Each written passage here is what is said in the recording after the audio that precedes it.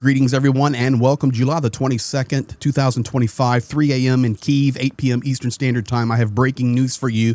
I have Zelensky's statement tonight that he put out basically in the middle of the night in regard to negotiations that are happening in Turkey and, most importantly, the story that is dominating the world right now, and that is the bill that passed through the Rada that moves power for prosecution of corruption from an independent office under the umbrella of the prosecutor general in the president's office. And people around the world have been running rampant with it. I chose not to respond. I chose not to give an opinion. I was waiting for Zelenskyy to respond. And even just an hour ago, people in Ukraine, people around the world were stating, look, Zelensky's not even going to say a word tonight. Well, they were wrong. Zelenskyy has spoken, and he said, thank you for your trust. There are some things that are not understood. Russia must be stopped, and that is in direct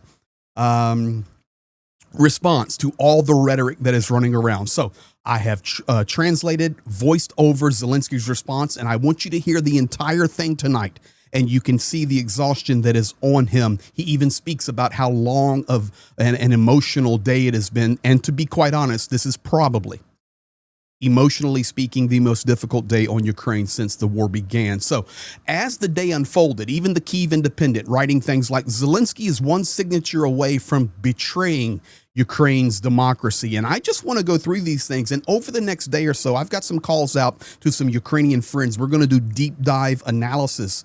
But here is the latest, and this is Zelenskyy speaking in just a moment, but this is what we're looking at, and we will watch, we will analyze. Megan Mobbs coming out hours ago. Now, this is the daughter of Trump's envoy Kellogg, who constantly supports Ukraine. She commented on the Rada's decision. This decision is truly unbelievably, mind-bogglingly stupid. It happens at the worst possible time, given the recent positive shifts in the U.S. policy. This gives a strong narrative to bad actors. Now, Megan Mobbs, I completely agree with you, 100%. The timing of this, now the content of it, we have to figure out, but the timing of it, horrible in my opinion as well. And we already see MAGA World, Marjorie Taylor Greene's, Tucker Carlson running with this, and these people will have Trump's ear right when we're trying to get support into Ukraine with air defense. So I get what you're saying there, Megan. Now, Guillaume Mercier, if I destroyed his name, apologies. The EU may suspend visa travel and aid to Ukraine due to the interference in the activities of the anti-corruption bodies SAP and NABU. And that's according to the spokesman there, Guillaume Mercier. These bodies are key to reforms in Ukraine and must remain independent to effectively fight corruption and maintain citizens' trust. Now, I can tell you that this bill is signed and it is law. It became law at midnight, the 23rd of July in Ukraine. Zelenskyy spoke after. Marta Kos from Slovenia, she is the European Commissioner for Enlargement, seriously concerned over today's vote in the Rada. The dismantling of key safeguards protecting NABU's independence is a serious step back. Independent bodies like NABU and SAPO are essential for the Ukraine's EU path. Rule of law remains in the very center of EU accession negotiations. One thing I do remind everyone here, and I'm not defending, I'm still analyzing, but when we look and we stand with somebody and it's trusted and proven day after day after day after day, when something goes sideways and you don't agree with it, you do not start throwing arrows and darts at them. Let the explanation come. We must remember, this is not just some random nation trying to join the European Union. This is a nation that has been invaded by an evil Russian monster led by Vladimir Putin that is waging war against every phase of their society and has FSB units everywhere all over that country trying to corrupt it from within. That's the reality. So you have to look at the big picture on it. Here we have Kirill Budanov. This is good. The nation loses if it is torn apart by internal contradictions.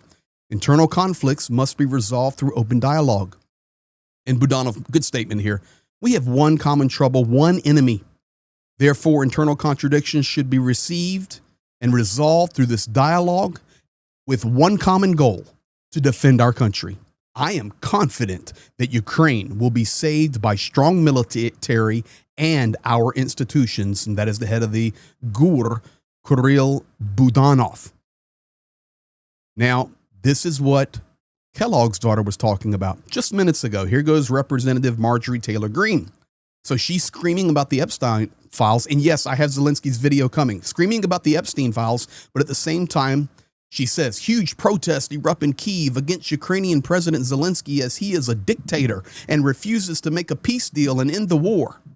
Good for the Ukrainian people. Throw him out of office, and America must stop funding and sending weapons. So there you have it.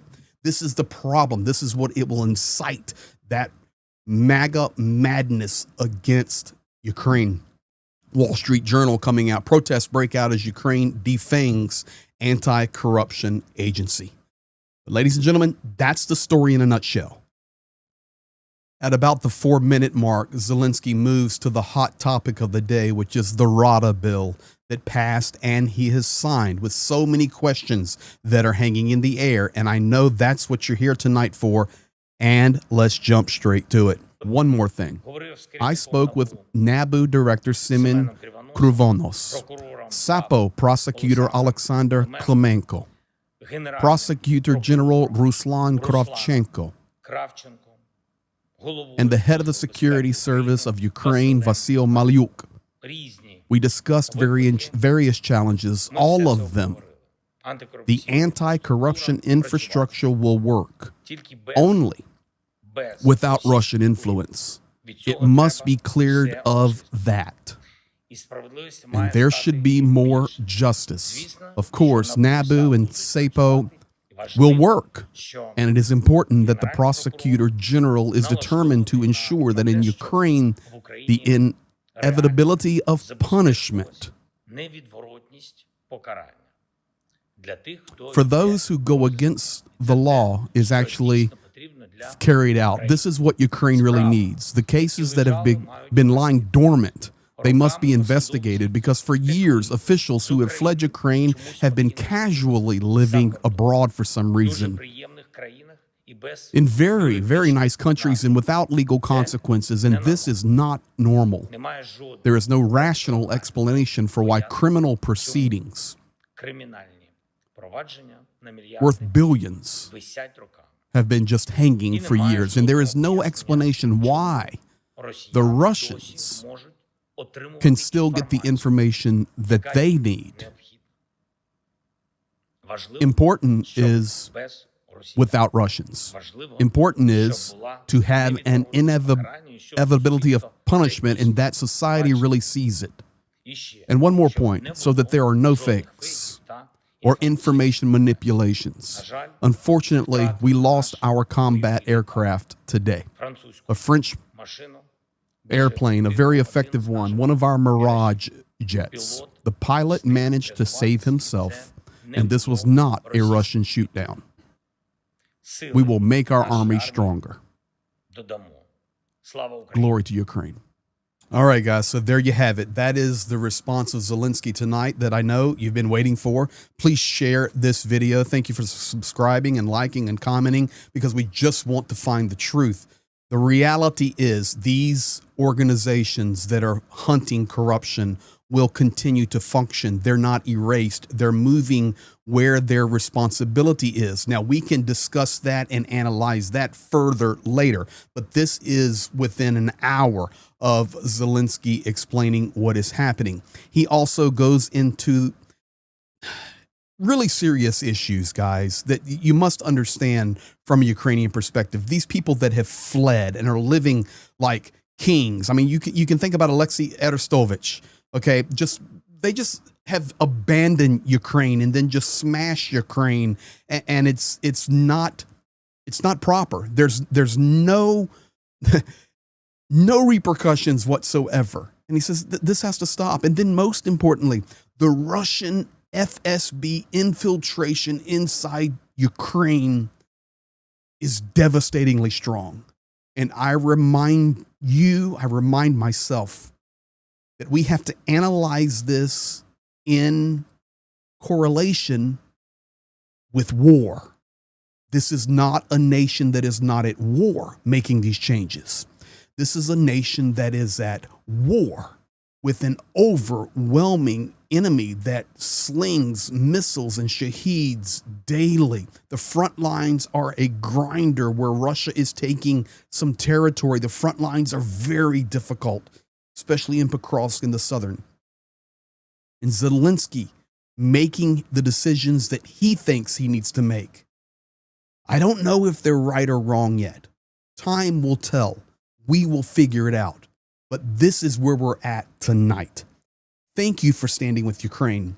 Thank you for holding on the judgment for a minute. Let's figure this out together and fight for what is right. Remember, as Budanov said, we're fighting one enemy, and the enemy's Russia.